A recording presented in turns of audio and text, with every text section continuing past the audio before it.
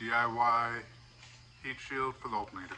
There's a metal shield atop the radiator. So I just unbolted it off, and there's two tabs like this. I think one was over here, and so I cut that off, and then I cut this off after I took it off, make it into this shape. Then what I'm finding is that curve actually works pretty nicely and goes right in there.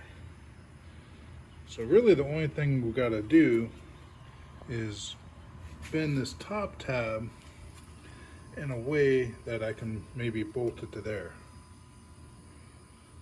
Or I could cut this off and maybe make some kind of bracket for it with some aluminum.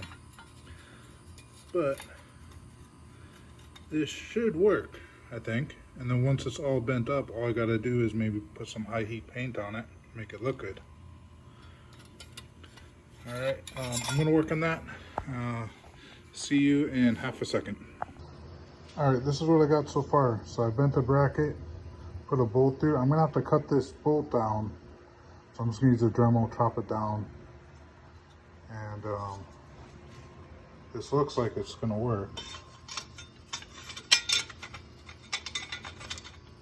Get there, and then I can kind of move this bracket and tighten up the bolt to exactly where I want it.